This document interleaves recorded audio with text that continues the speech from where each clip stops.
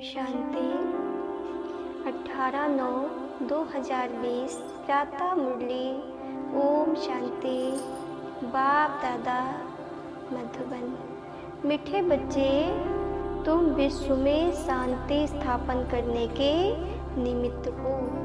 बाबा ने क्या कहा कि तुम बच्चे पूरे विश्व में शांति स्थापन करने के निमित्त बने हो, इसलिए तुम्हें कभी अशांत नहीं होना चाहिए। प्रश्न है, बाप किन बच्चों को फरमान बरदार बच्चे कहते हैं? किन बच्चों कहते हैं कि फरमानदार हो? जो बच्चे बाबा के कहने अनुसार चलते हैं। उत्तर है, बाप का जो मुख्य फरमान है, क्या मुख्य फरमान है? कि बच्चे अमृत बेले उठकर बाप को याद करो। इस मुख्य फरमान को पालन करते हैं ना? सवेरे सवेरे स्नान आदि कर फ्रेश हो मुकर्रर टाइम पर याद की यात्रा में रहते हैं। बाबा उन्हें सपूत व फरमान बरदार कहते हैं। जो बच्चे अमृत बेला करते हैं, है ना, बाबा के श्रीमत पे चलते हैं, तो बाबा उन्हें क्या कहते हैं कि तुम मेरे सपूत बच्चे हो। वही जाकर राजा बनेंगे। कपूत बच्चे तो झाड़ू लगाएंगे। बाबा ने क्या कहा? सपूत बच्चे तो राजा बनेंगे, लेकिन कपूत बच्चे क्या करेंगे? झाड़ू लगाएंगे। ओम शांति। इसका अर्थ तो बच्चों को समझाया है ना। ओम मना अर्थात मैं आत्मा। ऐसे सब कहते हैं जीव आत्मा। कहते हैं ना जीव आत्मा। जीव आत्मा क्यों कहते हैं? जीव आत्मा, जीव माने होता है शरीर, आत्मा माने जीव को चलाने वाली आत्मा। तो जीव किसको कहते हैं? शरीर को कहते हैं। बाबा ने कहा, ऐसे सब कहते हैं जीव आत्मा जरूर, और सब आत्माओं का एक बाप है। शरीरों के बाप अलग अलग होते हैं। यहाँ देखो जितने लोग मिलेंगे सबके माता पिता अलग हैं। ये भी बच्चों की बुद्धि में है ना। हद के बाप से हद का और बेहद के बाप से बेहद का वर्षा मिलता है। अब इस समय मनुष्य चाहते हैं विश्व में शांति हो। सभी चाहते हैं ना कि पूरी दुनिया में शांति हो जाए। बाबा ने कहा, अगर चित्रों पे समझाया जाए तो शांति के लिए कलयुग अंत सतयुग आदि के संगम पर ले आना चाहिए। ये है सतयुग नई दुनिया, उनमें एक धर्म होता है ना, तो पवित्रता शांति सुख है ना, उनको कहा ही जाता है बिन। सतयुग में क्या होता है? पवित्रता सुख और शांति। बाबा ने कहा, इसलिए उसे क्या कहते हैं? हेवन माना स्वर्ग। ये तो सब मानेंगे ना, नई दुनिया में सुख है, दुख हो नहीं सकता। किसको भी समझाना बहुत सहज है।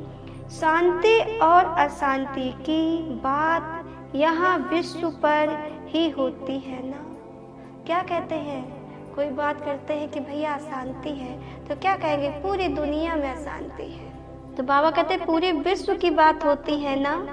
वो तो है ही निर्वाण धाम, जहाँ शांति अशांति का प्रश्न ही नहीं उठ सकता है। बच्चे जब भाषण करते हैं तो पहले पहले विश्व में शांति की बात ही उठानी चाहिए। मनुष्य शांति के लिए बहुत प्रयास करते हैं, उनको प्राइज भी मिलती रहती है ना। वास्तव में इसमें दौड़ा दौड़ी करने की बात है नहीं। बाप कहते हैं, सिर्फ अपने स्वधर्म में टिको तो विकर्म विनाश हो जाएंगे। स्वधर्म में टिकेंगे तो शांति हो जाएगी। तुम हो ही एवर शांत बाप के बच्चे। ये वर्षा उनसे मिलता है ना, उनको कोई मोक्ष नहीं कहेंगे। मोक्ष तो भगवान को भी नहीं मिलता, भगवान को भी पार्ट में जरूर आना है ना। बाबा ने क्या कहा कि बाबा भी विधि के विधान में बंधे हुए हैं। जब विधि होती है, जब टाइम होता है, भगवान को भी अपना पार्ट बजाने के लिए धरती पे आना पड़ता है। अच्छा, ओम शांति। बाबा ने कहा मोक्ष तो भगवान को भी नहीं मिल सकता, भगवान को भी पार्ट में जरूर आना है। कहते हैं कल्प कल्प कल्प के संगम युगे मैं आता हूँ। तो भगवान को भी मोक्ष नहीं तो बच्चे फिर मोक्ष को कैसे पा सकते। बाबा ने कहा जब मुझे आना पड़ता है, मैं नहीं छूट सकता हूँ, तो बच्चे तुम्हें कैसे मोक्ष मिल सकता है। और यहाँ तो आना ही है। मोक्ष का मतलब है कि आप शांति धाम में जाके कुछ समय तक बैठ जाइए, आपका फिर पार्ट हो, फिर आइए। लेकिन दुनिया वाले क्या कहते हैं, भगवान हमको मुक्ति दे दो, यहाँ पे हमको दोबारा आना ना पड़े। तो बाबा हमको कलयुग से मुक्ति दिलाते हैं, असत्युग की बादशाही दिलाते हैं। बाबा ने कहा ये बातें सारा दिन विचार सागर मंथन करने की है ना। बाबा की बातें क्या करना है, विचार करना है, मनी मन मंथन करने हैं। बाप तो तुम बच्चों को ही समझाते हैं ना, तुम बच्चों को समझाने की प्रैक्टिस जाती है। शिव बाबा समझाते हैं तो तुम सब ब्रह्मण ही समझते हो ना। विचार सागर मंथन तुमको करना है ना। सर्विस पर तुम बच्चे हो, तुमको तो बहुत समझाना होता है। दिन रात सर्विस में रहते हैं ना। म्यूजियम में सारा दिन आते ही रहेंगे, रात्रि को 10-11 तक भी कहाँ आते हैं ना। सवेरे 4 बजे से भी कहाँ सर्विस करने लग पड़ते हैं। यहाँ तो घर है, जब चाहे तब बैठ सकते हैं। सेंटर में तो बाहर से दूर दूर से आते हैं, तो टाइम मुकर्रर रखना पड़ता है। परंतु ऐसे टाइम तो नहीं पढ़ना है जो बच्चे उठे और झुटका खाएं। बाबा ने क्या कहा, ऐसा नहीं है कि रात में उठ गए 2 बजे, है ना, 1 बजे उठ गए, बाबा हम आपको याद करें, फिर नींद आने लगी। तो बाबा ने कहा ऐसे टाइम में भी नहीं उठना है, इसलिए सवेरे का टाइम रखा जाता है। बाबा ने टाइम रखा है ना कि बच्चे 4 से पौने 5 बजे तक योग करना है। बाबा ने भी टाइम रखा है। जो स्नान आदि कर फ्रेश हो आए फिर भी टाइम पर नहीं आते तो उनको फरमान बरदार नहीं कह सकते। लौकिक बाप को भी सपूत और कपूत बच्चे होते हैं ना, बेहद के बाप को भी होते हैं। जो परमात्मा है, जो संसार का पिता है, उसको भी हैं। बहुत बच्चे हैं बाबा के कहने अनुसार चलते हैं, बहुत बच्चे हैं अपने मनमत पे चलते हैं, परमत पे चलते हैं। तो बाबा कहते हैं मुझे भी सपूत और कपूत दोनों हैं। सपूत जाकर राजा बनेंगे। जो सपूत बच्चा होगा, बाबा कहना मानेगा, श्रीमत पे चलेगा, वो क्या बनेगा, राजा बनेगा। कपूत जाकर झाड़ू लगाएगा। मालूम तो सब पड़ जाता है ना। कृष्ण जन्माष्टमी पर भी समझाया है, कृष्ण का जन्म जब होता है तब तो स्वर्ग है, एक ही राज होता है, विश्व में शांति है। स्वर्ग में बहुत थोड़े मनुष्य होंगे, वो है ही नई दुनिया, वहाँ अशांति हो नहीं सकती। शांति तब है जब एक धर्म है। जो धर्म बाप स्थापन करते हैं, बाद में जब और धर्म आते हैं ना, तो अशांति होती है। बाबा ने क्या किया, एक धर्म ही स्थापन किया, देवी देवता सनातन धर्म, तब जब सतयुग त्रेता में एक धर्म होता है तो शांति रहती है, इसमें लड़ाई की बात नहीं। लेकिन जब दूसरे धर्म आने लगते हैं तो क्या होता है, अशांति होने लगती है। वहाँ है ही शांति 16 कला संपूर्ण। चंद्रमा भी जब संपूर्ण होता है तो कितना शोभता है ना, उनको फुल मून कहा जाता है। बाबा क्या कहते हैं, चंद्रमा जब पूरा होता है तो अच्छा लगता है ना, और वही चंद्रमा जब घटते घटते थोड़ा बचता है तो फिर नहीं अच्छा लगता। बाबा कहते उनको फुल मून कहा जाता है। त्रेता में 3/4 कहेंगे खंडित हो गया ना।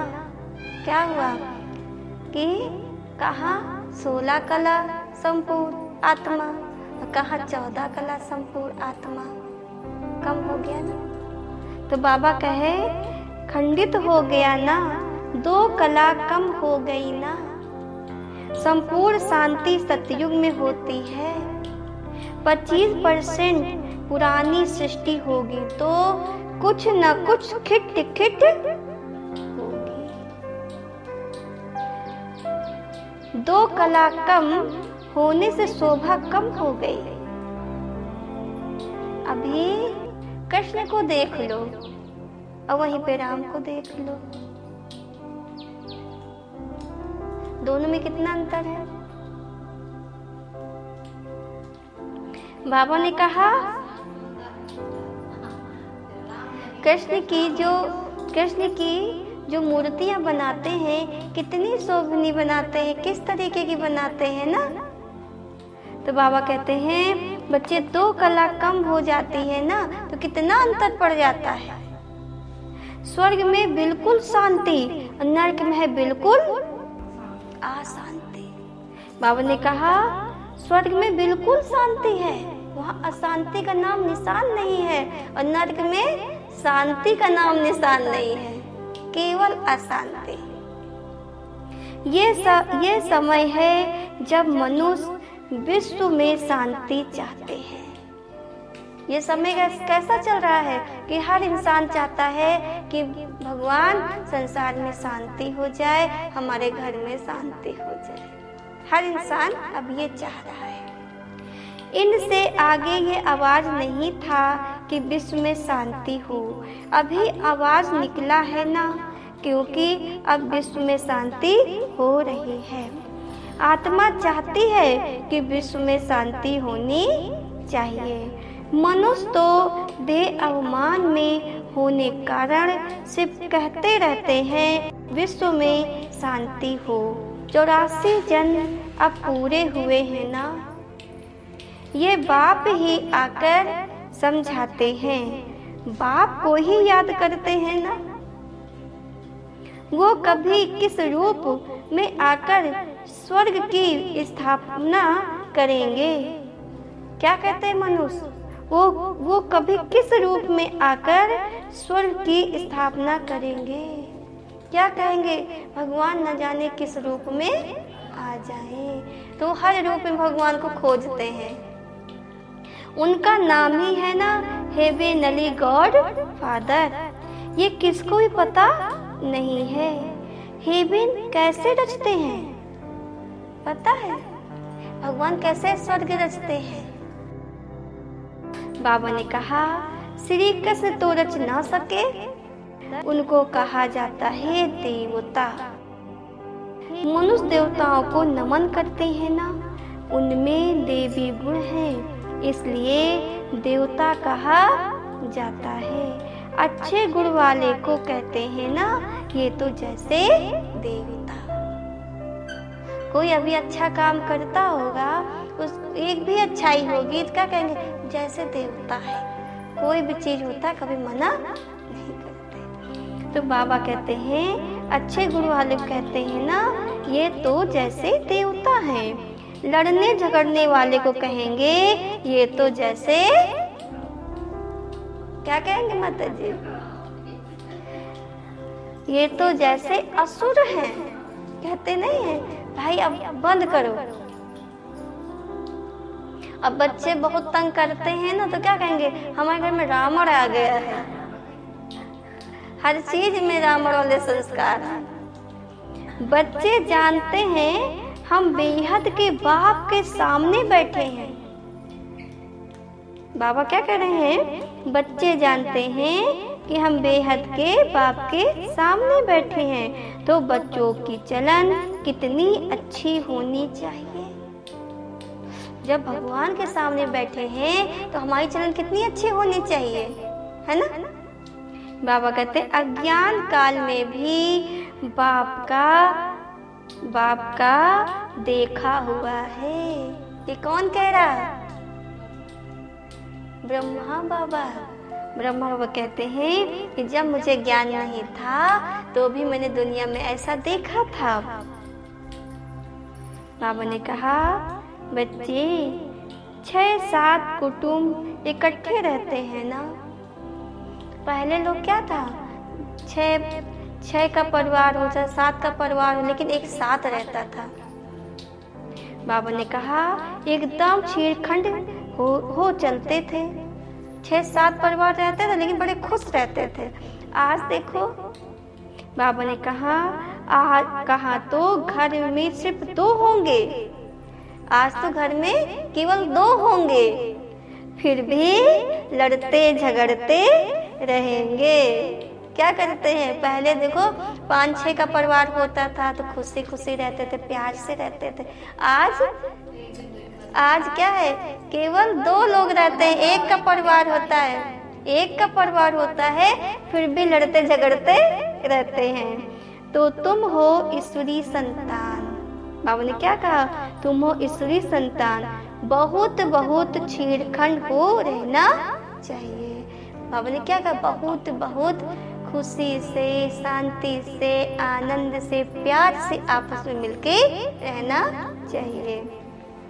सतयुग में छेड़खंड होते हैं ना।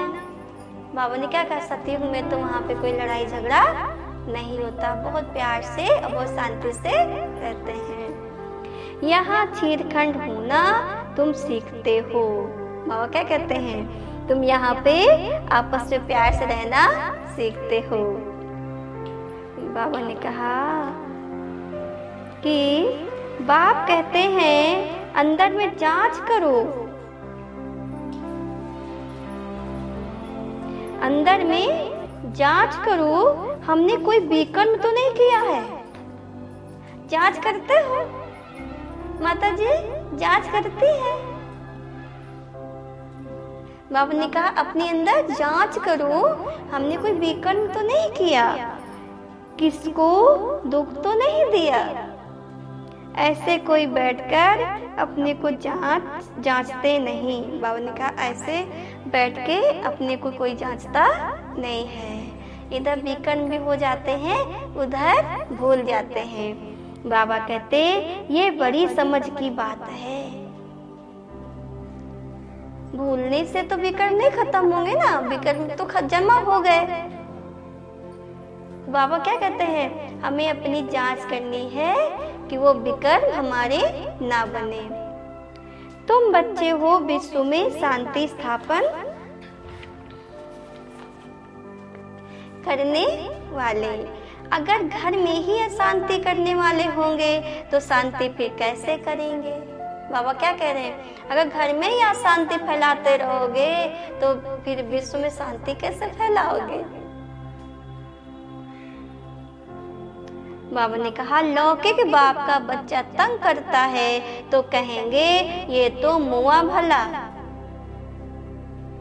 है ना। जैसे बच्चे तंग करते हैं, माँ बाप का कहना नहीं मानते हैं तो क्या कहेंगे, इससे अच्छा हमारा लड़का ना ही हो तो अच्छा। बोलेंगे कि नहीं बोलेंगे। बाबा ने कहा कोई आदत पड़ जाती है ना तो पक्की हो जाती है। ये समझ नहीं रहती कि हम तो बेहद के बाप के बच्चे हैं, हमको तो विश्व में शांति स्थापन करनी है। शिव बाबा के बच्चे हो, अगर अशांत होते हो तो शिव बाबा के पास आ जाओ। शिव बाबा क्या कहते हैं, जब कोई दुख होता है तो मंदिर जाते हैं ना, पूजा करते हैं कि थोड़ा मन हल्का हो जाए। तो बाबा कहते हैं कि तुम शिव बाबा के बच्चे हो, कोई अशांति हो या कोई चिंता हो कि बाबा पास आ जाओ और बाबा से बात करो। जब बाबा से बात करते हैं ना तो बाबा हमको राय देते हैं। बाबा ने कहा, बच्चे वो तो हीरा है ना, वो झट तुमको युक्ति बताएंगे, ऐसे शांति हो सकती है, शांति का प्रबंध देंगे। फिर बाबा क्या करेगा, फिर आपको राय करेगा, आपको बताएगा कि बच्चे ऐसे शांति हो सकती है और प्रबंध भी बताएंगे। ऐसे बहुत हैं चलन देवी घराने जैसे नहीं है। बहुत बच्चे कैसे हैं, बाबा के बन गए लेकिन चलन अभी भी अच्छी नहीं है। तुम अब तैयार होते हो गुलगुल दुनिया में जाने के लिए। बाबा क्या कह रहे हैं, अब तुम तैयार हो रहे हो गुलगुल दुनिया में जाने के लिए। ये है ही गंदी दुनिया, वैश्यालय। ये कैसी दुनिया है, तुम गंदी दुनिया है और वैश्यालय है, इनसे तो नफरत आती है। विश्व में शांति होगी तो नई दुनिया में। अगर कोई कहे बाबा मुझे शांति दे दो तो बाबा कहते हैं शांति मिलेगी शांति की दुनिया में। संगम पर हो नहीं सकती, यहाँ शांत बनने का पुरुषार्थ करते हैं। यहाँ पे तो शांत बनने का पुरुषार्थ करते हैं। बाबा ने कहा, बच्चे पूरा पुरुषार्थ नहीं करते तो फिर सजा खानी पड़ेगी। बाबा ने क्या कहा, अगर पुरुषार्थ नहीं करते हो तो बाबा से सजा खानी पड़ेगी। मेरे साथ तो धर्मराज भी है ना। शिव बाबा क्या कह रहे हैं कि बच्चे मैं तो अभी बाप हूँ, पुचकार रहा हूँ, समझा रहा हूँ, मना रहा हूँ, बच्चे ऐसा नहीं करो, जन्म जन्म का हिसाब किताब बराबर करो। नहीं मानोगे तो मेरे साथ तो धर्मराज भी है ना। सब हिसाब किताब चुकता होने का समय आएगा। जब हिसाब किताब चुकता होने का समय आएगा तो खूब मार खाएंगे। बाबा कहते हैं जब हिसाब किताब चुकता होने का टाइम आएगा ना तो फिर धर्मराज खूब मार देंगे। क्या करेंगे, धर्मराज भी सजा देते हैं ना। तो बाबा ने कहा, बच्चे जब हिसाब किताब चुकता होने का समय आएगा तो खूब मार खाएंगे। कर्म का भोग जरूर है ना, जो हमने कर्म किया है तो उसका भोग मान जरूर है। बीमार होते हैं वो भी कर्म भोग है। जरा से खांसी आई, जुकाम हुआ तो बाबा क्या कहते हैं, ये भी कर्म भोग है। बाप के ऊपर तो कोई नहीं है। बाबा क्या कहते हैं, शिव बाबा के ऊपर कोई नहीं है। समझते हैं, वो तो सबके पिता है ना, शिव बाबा तो सबके पिता है। उनके ऊपर कोई है नहीं, कोई नहीं है, तभी तो सबका बाप है। बाबा कहते समझाते हैं, बच्चे गुलगुल बनो तो ऊंच पद पाएंगे, नहीं तो कोई फायदा नहीं। भगवान बाप जिसको आधा कल्प याद किया उनसे वर्षा नहीं लिया तो बच्चे किस काम के। बाबा कहते हैं जिस बाबा को आधा कल्प याद किया, पुकारा, वो आया और उनसे तुमने कुछ नहीं लिया तो भी क्या फायदा। परंतु ड्रामा अनुसार ये भी होना जरूर है, तो समझने की युक्ति बहुत है। बाबा ने कहा समझाने की युक्तियां बहुत हैं। विश्व में शांति तो सतयुग में थी, जहां इन लक्ष्मी नारायण का राज था। लड़ाई भी जरूर लगेगी ना, क्योंकि अशांति है ना।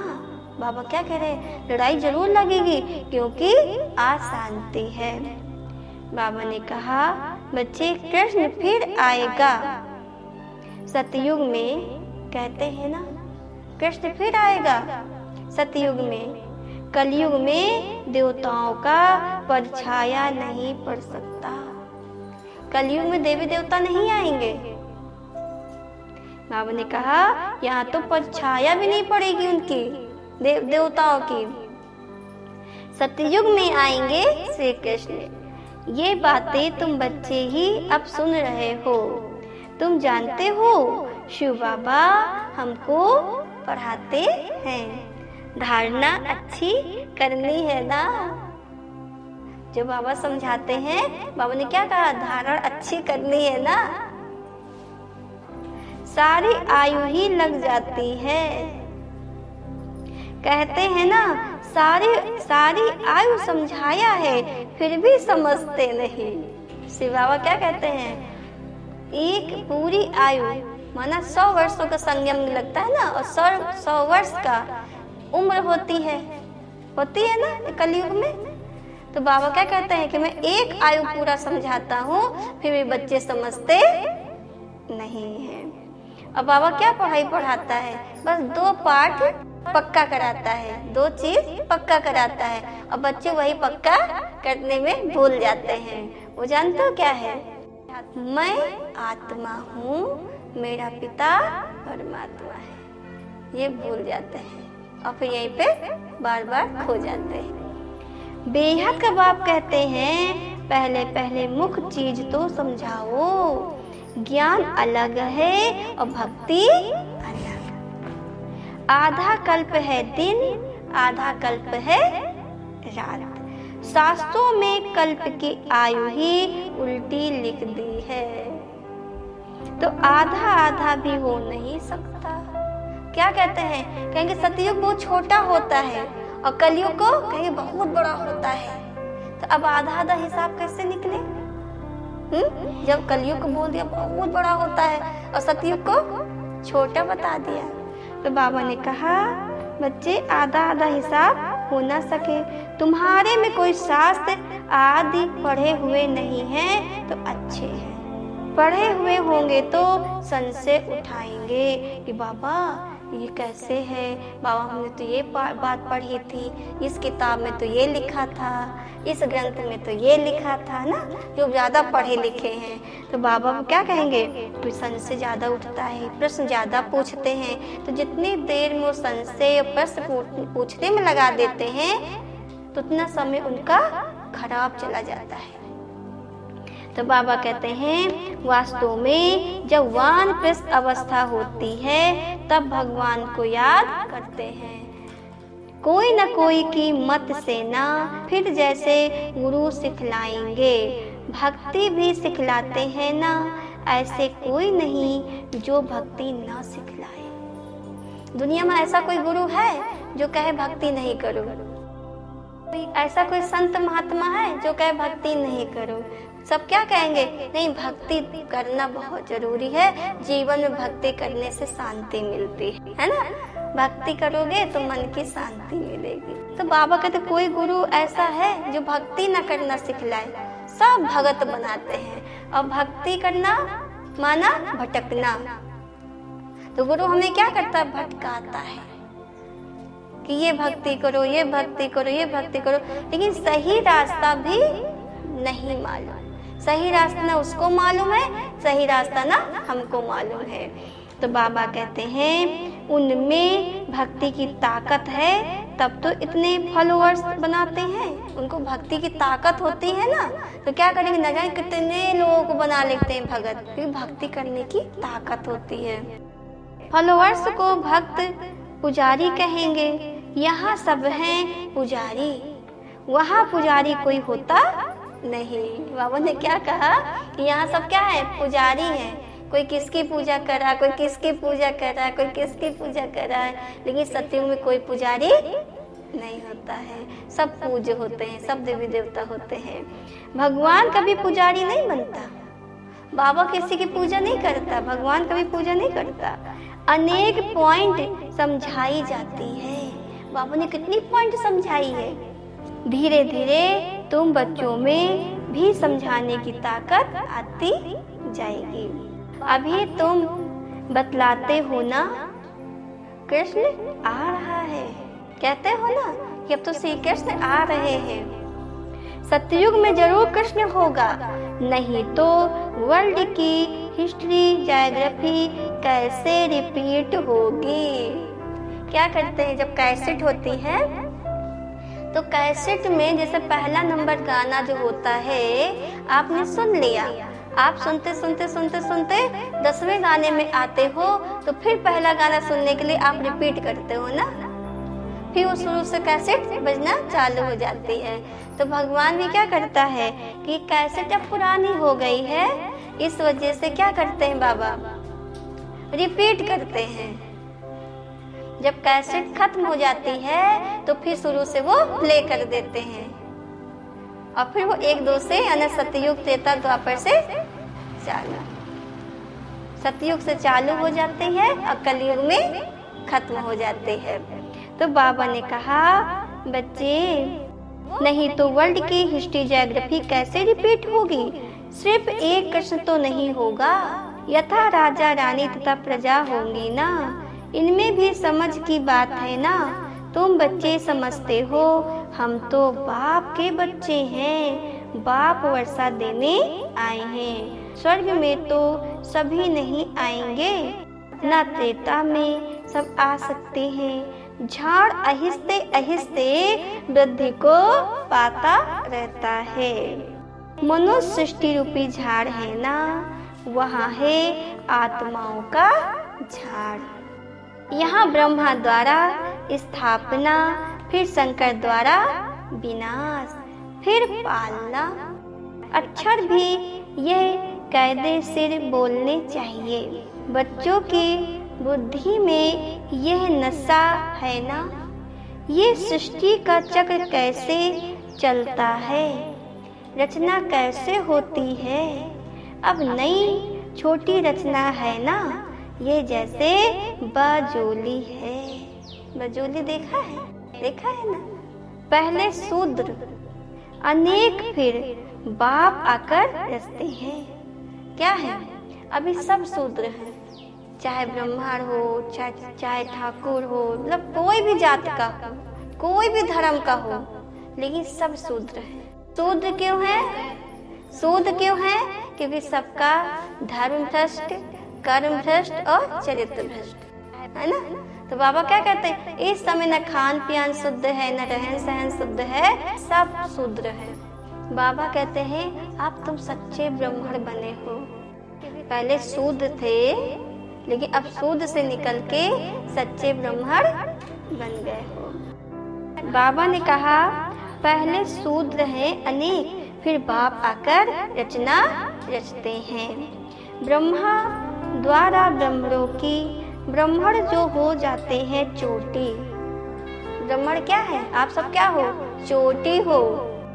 चोटी और पैर आपस में मिलते हैं ना। पहले ब्राह्मण चाहिए।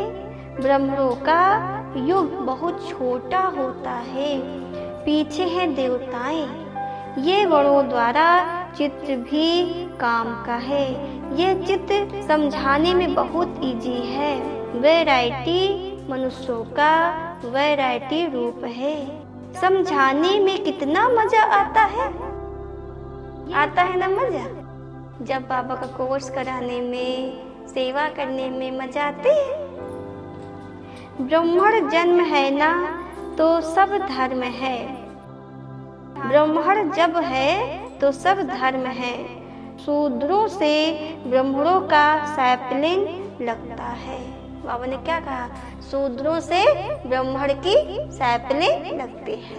जैसे कि घर में क्या करते हो, जब कोई पेड़ की लगाते हो कलम, तो पेड़ से डाल को काट लेते हो, एक नई कलम लगा देते हो। भगवान भी वही कर रहा है।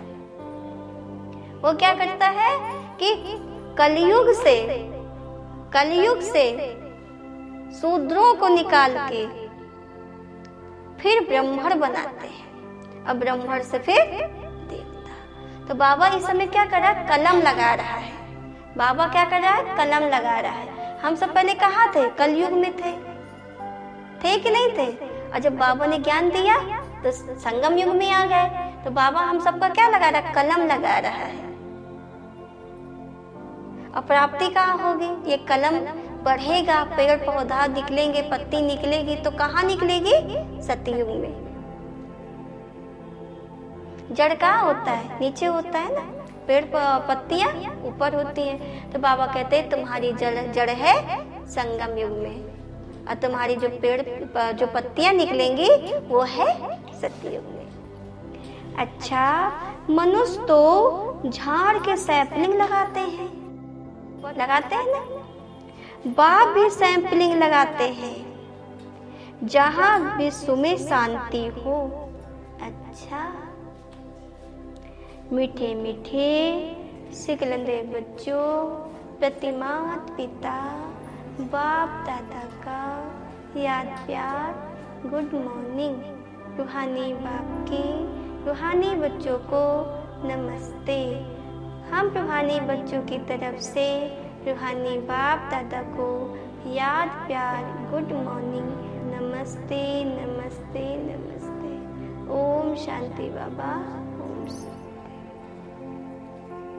मुख्य सार है, पहला पॉइंट, सदा स्मृति रखनी है कि हम हैं ईश्वरी संतान, हमें छीड़खंड होकर रहना है, किसी को भी दुख नहीं देना है ना।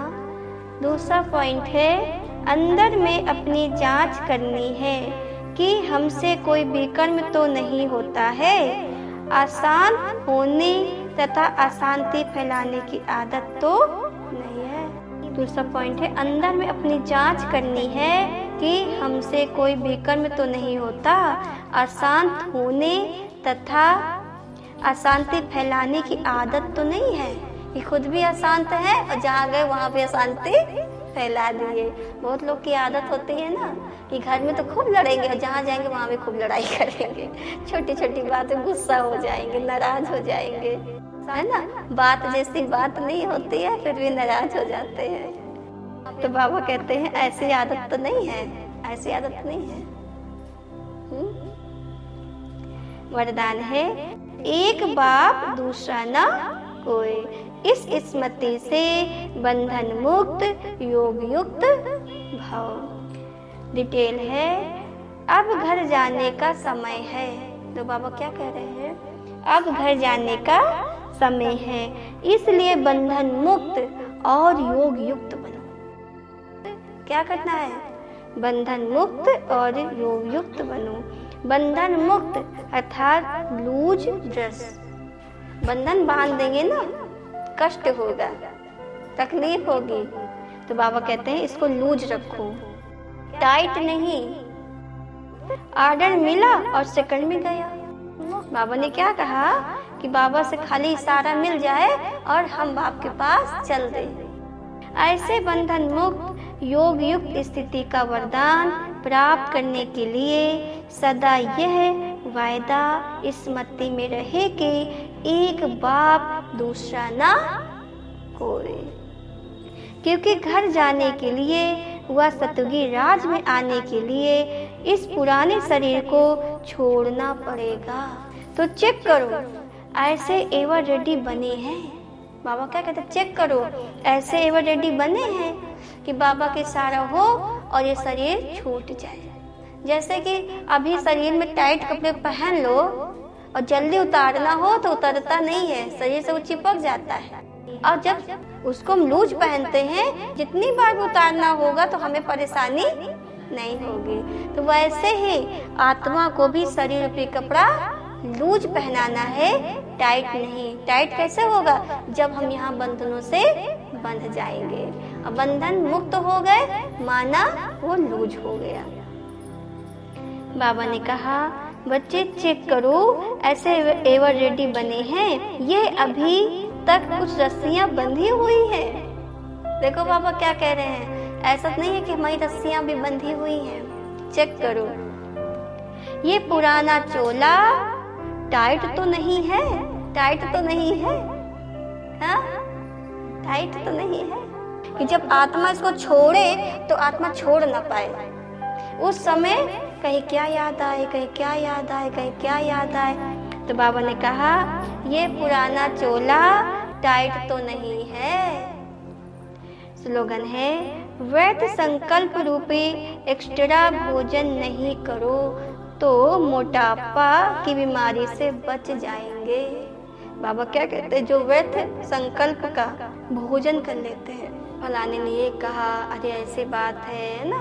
तो जब हम बहुत सारे व्यर्थ चिंताओं में आ जाते हैं तो हमारी आत्मा में इतने संशय आ जाते हैं, इतनी कमियां आ जाती हैं, जिससे हम बाबा का योग तपस्या नहीं कर पाते हैं।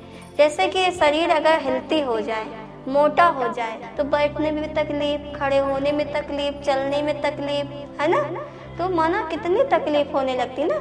इसी तरीके अगर हमारी आत्मा में भी व्यर्थ चिंताओं का बोझ हो जाएगा तो आत्मा हल्की नहीं हो पाएगी और न बाबा तक उड़ के जा पाएगी। अच्छा, ओम शांति।